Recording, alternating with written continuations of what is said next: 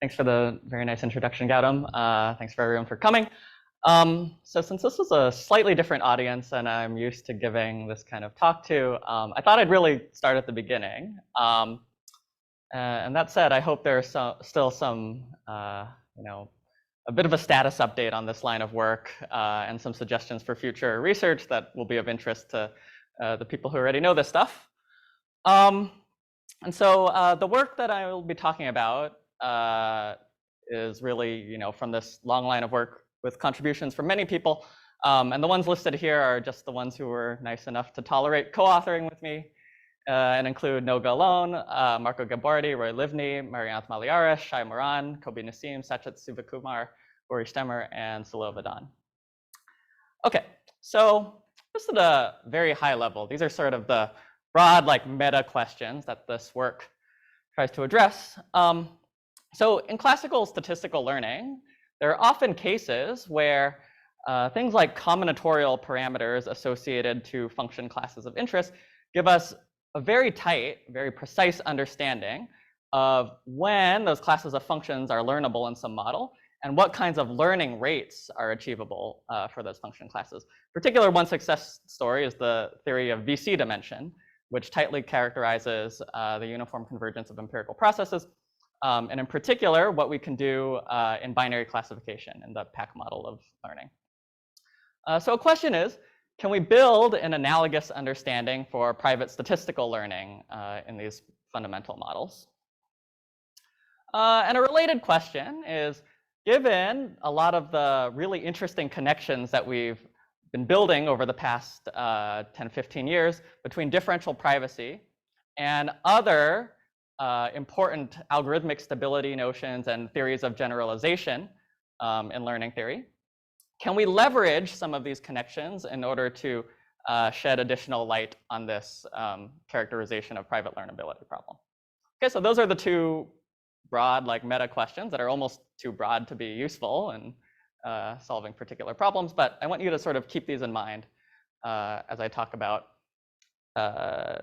more specific kinds of questions. Okay, so to make our setting more concrete, I want to focus on the setting of binary classification, which is one of the most simple settings in which you can start to study these kinds of things. So I'll focus primarily on the PAC, or probably approximately correct model of learning as proposed by Valiant. So in this model, there's a publicly known space of examples X and a publicly known concept class C that everyone's agreed on. What is unknown to a learner is a distribution D over the space of examples X and some unknown target concept C that it's trying to learn. So the learner is going to get IID samples X1 through Sn from this unknown distribution D that are labeled according to this unknown concept C in the class. And its goal is to produce some hypothesis, which is supposed to be like an approximation to the concept C that it's trying to learn.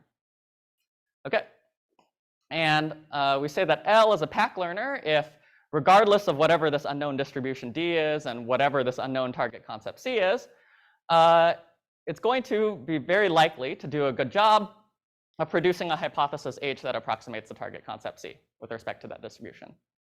Okay, so with high probability over the choice of the sample and any internal coin tosses of the learner, the hypothesis H that it produces, I've been watching with jealousy all week with you guys using this thing, so I'm still struggling to learn how to use it myself. H should do very well with respect to the distribution and predicting C. Okay. All right, so that's the precise definition. If you don't care about the precise definition, the point is that most of the time the learner should be outputting some hypothesis that's good at separating 0 labels from 1 labels on the data. Okay, that's all that's going on. Okay, so here's an example of this for one of the most simple concept classes C, which is one-dimensional threshold functions. So here, the space of examples is just going to be the integers from 1 to some capital T. Okay, and for each number between 1 and t, there's going to be a function in the class. There's f sub r of x, which is going to evaluate to 1 if your example is less than that parameter r, and evaluate to 0 if that example is bigger than r.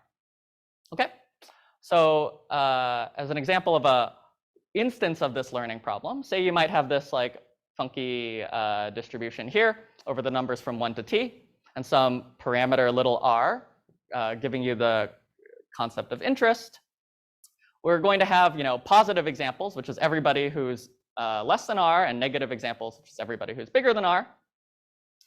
And given this sequence of labeled examples, plus or minus labeled examples, what might be your guess as to what the threshold function is? Well, one thing you can do is you can just look at the largest positive example and conjecture that hypothesize that the threshold is going to be the threshold that transitions at that largest positive example. Okay, that's a very natural learning strategy for this problem. And it turns out to work super well. So you can prove using standard turn-off union bound type arguments that as long as the number of samples n is at least log 1 over beta over alpha, then the probability that h disagrees with the target concept C over fresh draws from the distribution is at most alpha, with high probability at least 1 minus beta over the random choice of the sample S. Okay. In particular, when you're learning parameters alpha and beta are constant, this number of samples is a constant independent of the domain size t. You can take t to be as large as you want. You still get the same learning rate. You can even take t to be infinite. You can learn over the real numbers. Okay. So just to make notation cleaner, for the rest of the talk, I'm going to fix these learning parameters alpha and beta to be small constants. Doesn't really affect anything. And again, what the previous slide showed was that learning thresholds is possible with a number of samples that's independent of t.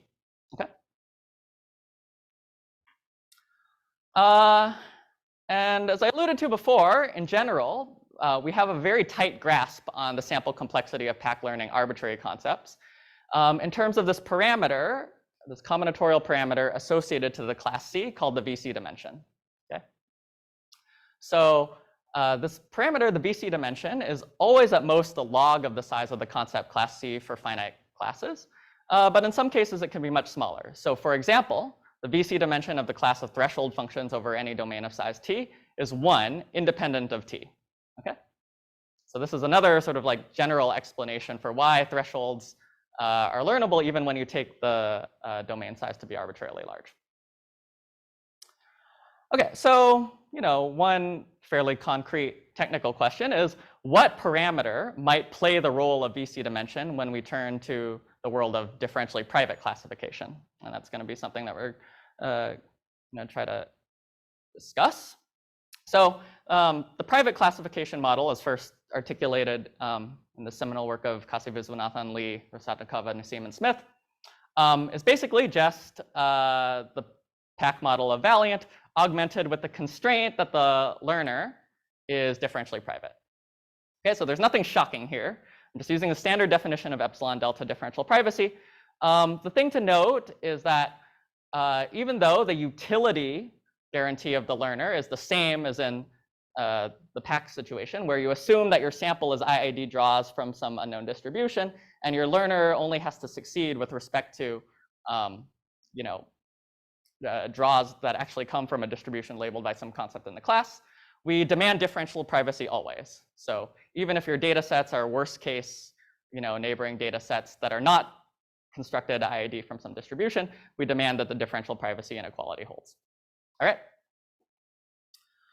Okay, so just to get a grip on the situation, what can we say about learning one-dimensional thresholds with differential privacy?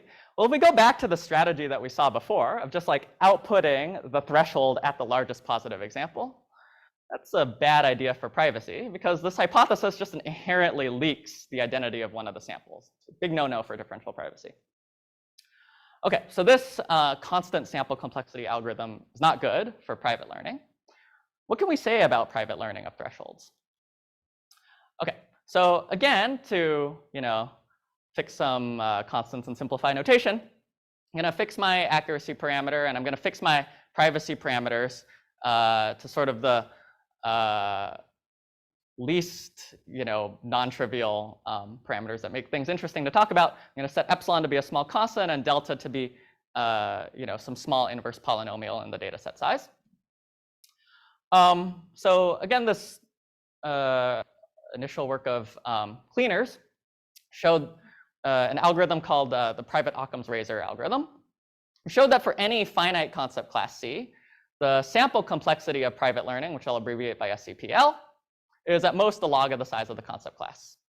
So recall that in the non-private world, we could always get away with VC dimension, which is at most log of the size of the concept class. So again, this might be pessimistic for some concept classes. And indeed, since then there's been a flurry of work giving improved differentially private algorithms for specific concept classes. Improved in the sense of getting both better sample complexity as well as better computational complexity in some situations. Okay, so turning our attention to thresholds in particular, we now know that the sample complexity of privately learning thresholds is at most the log star of the domain size t raised to the 1.5 power. Where here, log star is the number of times that you have to take the logarithm of t before you get down to 1. Okay? So this is an extremely slow growing function of t. I think if you take the log star of the number of atoms in the universe, you get something like 5 or 6. So like for all intents and purposes, this is a constant. But still, like, in principle and in theory, it's some function that grows asymptotically with t. And I don't know, you might look at this thing and say, well, okay, certainly, like if you just analyze your algorithms better, you can be able to improve this to an actual constant.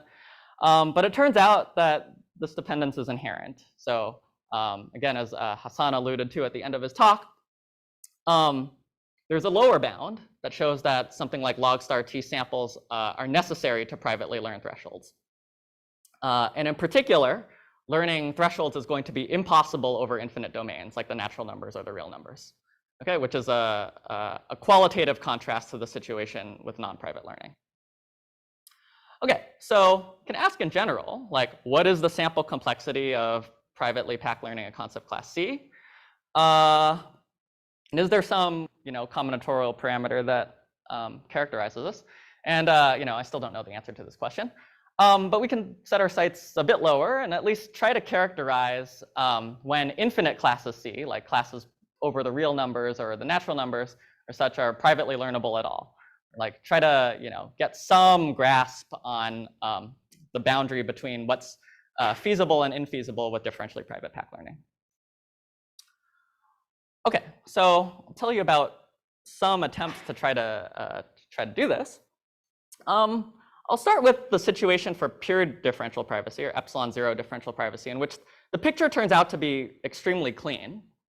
So this work of Beimel, Nassim, and Stemmer showed that there's a fairly natural combinatorial parameter called the probabilistic representation dimension that characterizes the sample complexity of pure differentially private learning up to constant factors. And this beautiful work of Feldman and Xiao in turn showed that this probabilistic representation dimension has a very natural interpretation in terms of communication complexity. It's the randomized one-way communication complexity of a function evaluation problem associated to the class C. For approximate DP, we know a lot less. The picture is less clear. But what we can say is that if C is a concept class with Littlestone dimension D, I'll say more about this later, but for now it's just some other combinatorial property of the class C. The sample complexity of privately learning C is sandwiched between this log star of D and some polynomial in D. Okay, so the lower bound I'll tell you about is due to Alon et al. And this upper bound was first obtained qualitatively in joint work with Livni and Moran, and improved to the polynomial bound on the slide in subsequent work of Ghazi et al. Okay, so I'll focus most of the rest of the talk on trying to give you some understanding of the statements and some ideas of the proof of this result. Okay, any questions?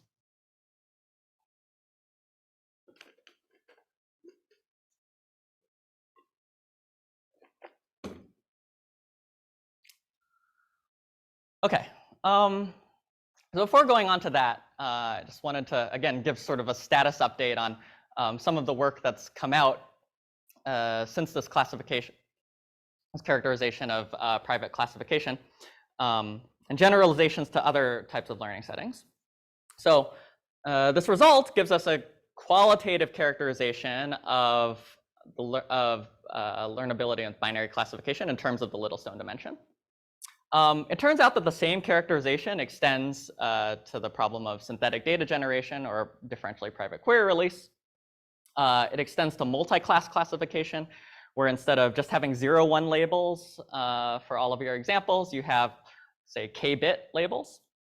And in particular, there's some recent work with Marco and Sachet, who are both here, in addressing this problem by just reducing it to our understanding in the binary case. There's also been some work trying to understand this question in the regression setting, where your labels are not necessarily discrete, but could come from a continuous parameter space. And there's still a very nice open question there on figuring out exactly what combinatorial parameter gives you both upper and lower bounds in the regression setting.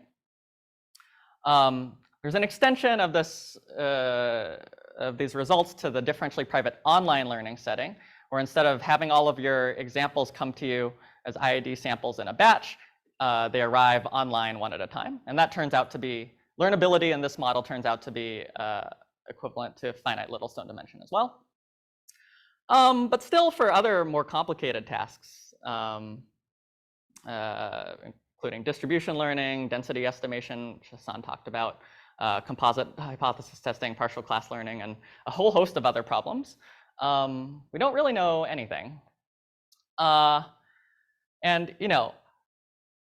trying to understand whether there are combinatorial parameters that characterize learnabilities in these settings, at first glance might seem like an unfair question because we don't necessarily have such characterizations even in the non-private world.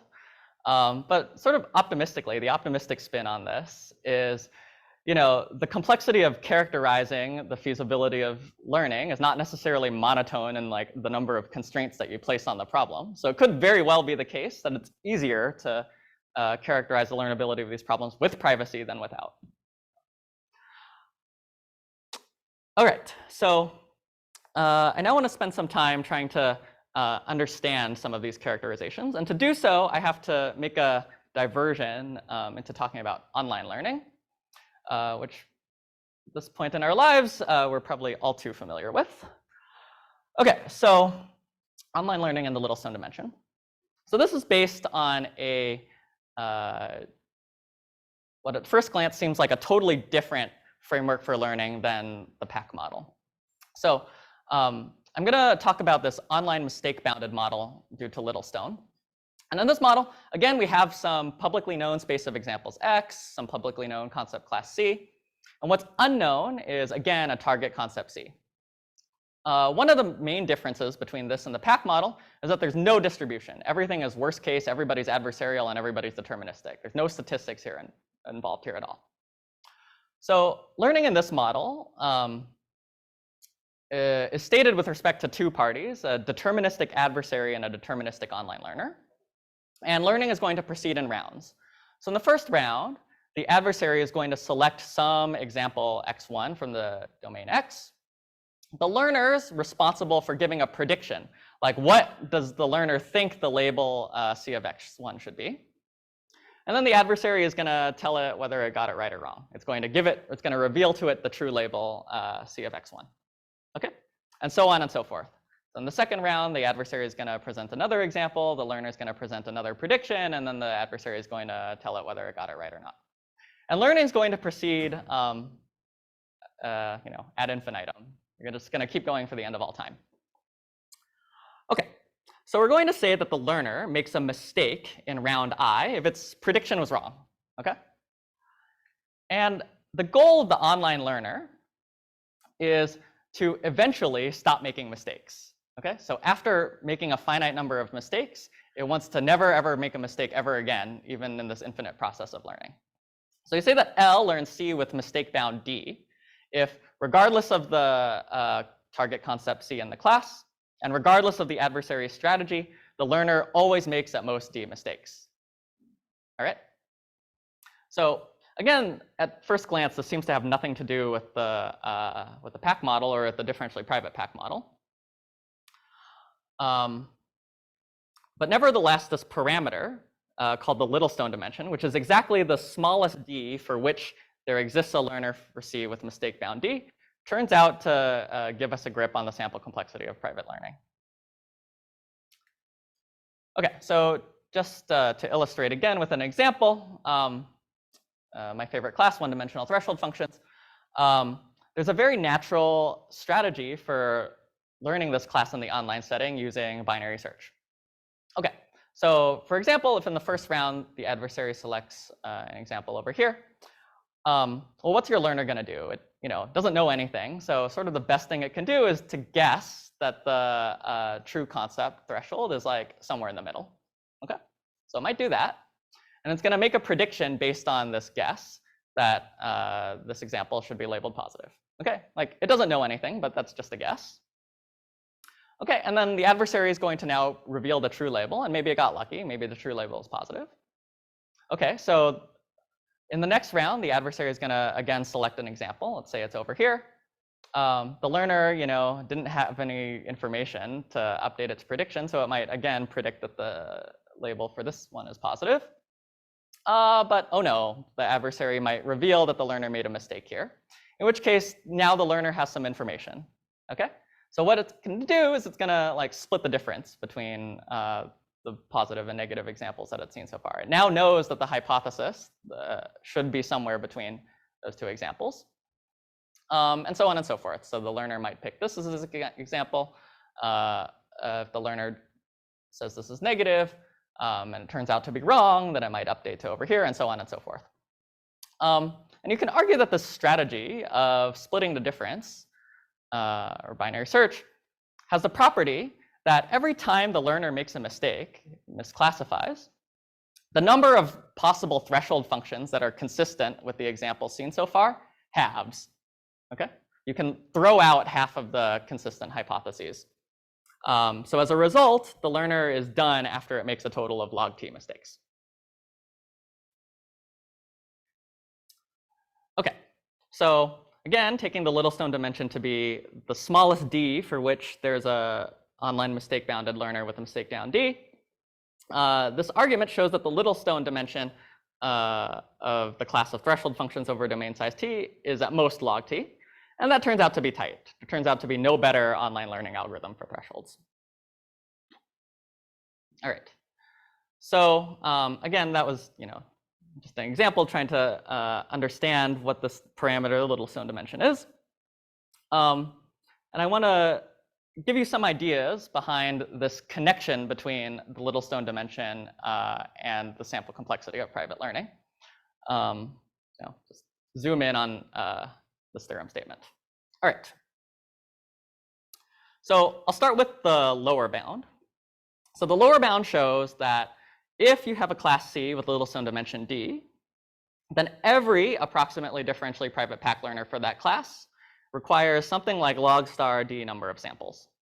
All right, log star D is a lower bound. And the proof of this is broken down into two steps.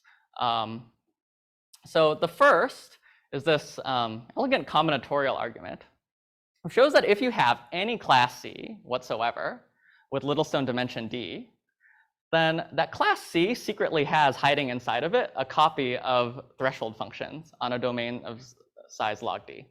Okay. Sort of interestingly, this result was first proved in the context of model theory, because these parameters like Littlestone dimension turn out to be closely related to the notion of stable theories in model theory.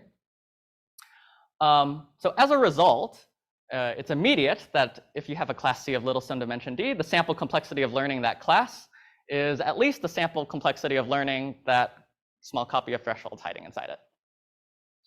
All right. And then the second step is, just to analyze threshold functions as sort of like the complete problem for Littlestone classes. So turns out that for every domain parameter t, the sample complexity of learning thresholds is at least the log star of t. And this is like the two-sentence description of this that's too vague to be useful. The way that this is proved is also sort of in two steps.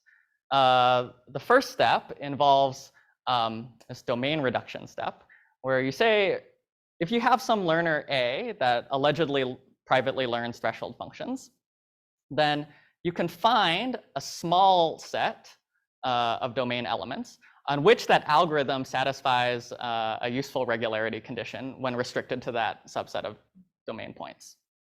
And then once you do that, you can apply a twist on a packing argument, for those who are familiar with packing arguments for lower bounds in DP, to conclude a lower bound. And the first step here requires the use of Ramsey theory, which explains why we reduce from an original domain of size t to something minuscule like log star of t. All right. So that's all I wanted to say about the lower bound. As for the upper bound, the statement is that if you have a class of Littlestone dimension d, and there exists a differentially private pack learner using something like poly d number of samples. And again, this upper bound is broken conceptually into two steps. And the first step is actually one where we relate the Littlestone dimension to yet another definition of learnability in terms of this alternative notion of algorithmic stability for learning. So this first lemma shows that if a class is Littlestone dimension d, and there's what's called a pseudo globally stable pack learning algorithm for that class, where this notion of pseudo global stability you should think of as like an algorithmic stability notion that's related to, but not immediately the same as differential privacy. And what is this notion of stability? Well, it's the following, and I'll try to unpack it for you. For every distribution D and every concept in the class C, and every choice R of the sequence of random coin tosses of the learning algorithm G, there's some good, some accurate hypothesis H, which depends on R, the sequence of coin tosses, such that with high probability over the choice of coin tosses and with high probability over the choice of the random sample S, the probability of outputting this like one good hypothesis HR is high. Yeah, Stephen. Is little r random? So little r you should think of as the sequence of coin tosses that the algorithm is expecting as input. So this probability out here is over the probability space over the random coin tosses that the algorithm is expecting.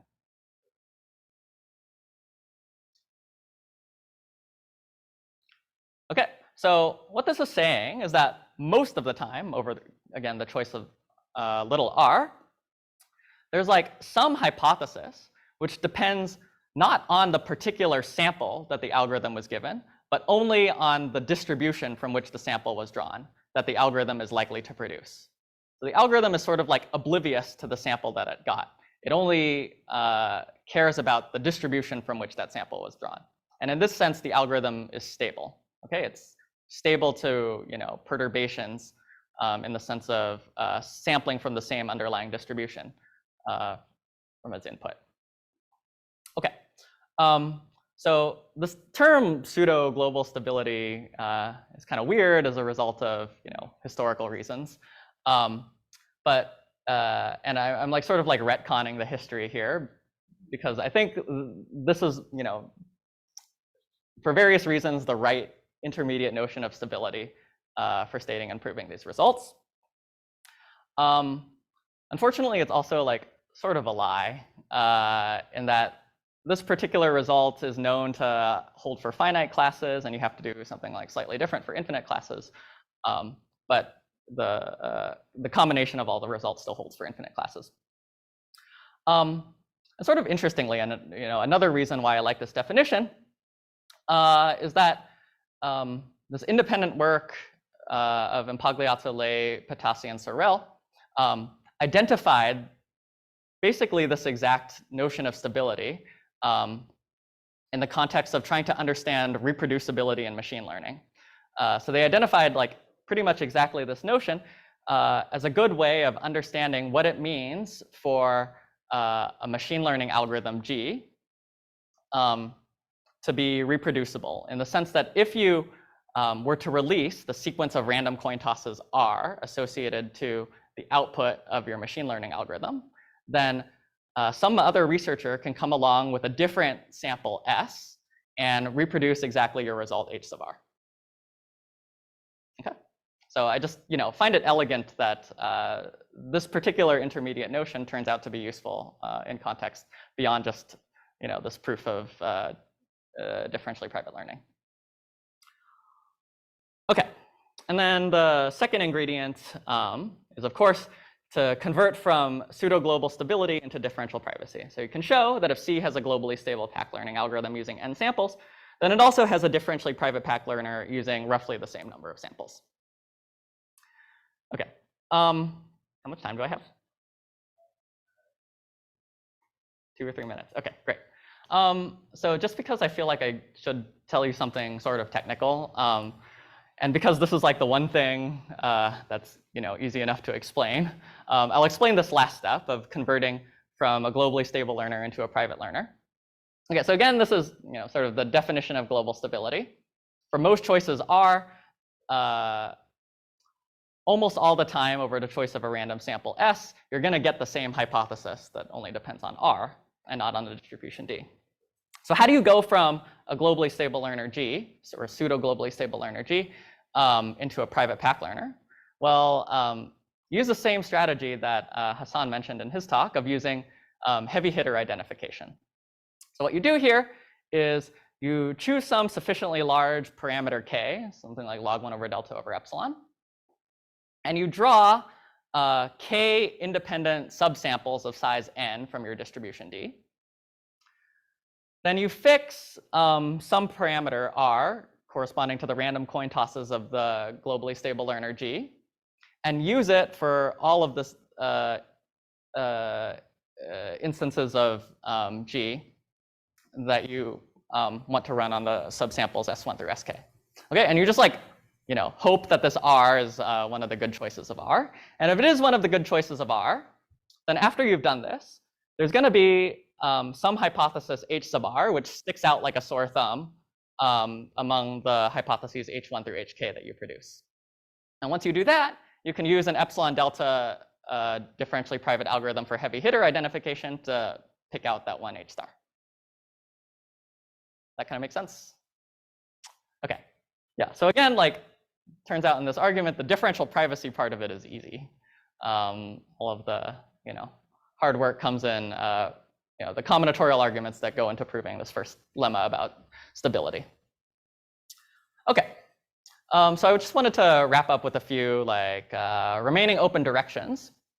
So one might ask, given these results, how well can Littlestone dimension do at giving us a characterization of the sample complexity for private learning? And it turns out that this gap between log star of D and D to the 6 is not super improvable. The fact that we have a learner for thresholds using log to the 1.5D sample, log star to the 1.5D samples, and the fact that there are some classes which require something like D samples in order to even non-privately learn, let alone privately learn, means that the best that we can hope for in closing this gap is a lower bound of something like log star to the 1.5 and an upper bound of something like D in terms of Littlestone dimension. But still, I think it's an interesting question whether we can reduce the upper bound on the sample complexity of private learning to just linear in D. Another good question is understanding what notion of online learning, if anything, characterizes the feasibility of private regression. There's, again, been some nice progress in this direction, but we're still not quite at the point of having an exact characterization. And related to this, and related to this question of trying to understand what combinatorial parameters might characterize learning in other settings, I think it'd be really interesting to identify other situations where we can find clean reductions from learnability in other models to private classification. And again, this work with Marco and Satchit found one particular instance where you can do this in multi-class classification. So another question, which I like to state in sort of like the most embarrassing way possible, is to prove or refute the following conjecture, that the sample complexity of learning in class C is captured by the VC dimension of C plus log star of Littlestone dimension of C. Okay, so there's like no way this can be true, but it's consistent with current knowledge that this is a tight characterization of the sample complexity of private learning. And my challenge is to even like come up with a candidate class C that has any hope of refuting this conjecture. And more generally, trying to find candidates for other combinatorial parameters beyond Littlestone dimension that have some hope of tightly characterizing private learnability. And another question is, to what extent can we get things like really sharp sample complexity bounds, or ideally like computationally efficient differentially private algorithms by connecting differential privacy to other notions of algorithmic stability, like this notion of global stability or reproducibility. I'll just mention that there's some ongoing work with a bunch of folks, Marco, Max Hopkins, and Pagliazzo, Lei, Katassi, Sivakumar, and Sorel, where we're trying to explore this direction and try to get tight sample complexity connections between reproducibility and differential privacy. So with that, I want to thank you for listening and invite any questions that you have.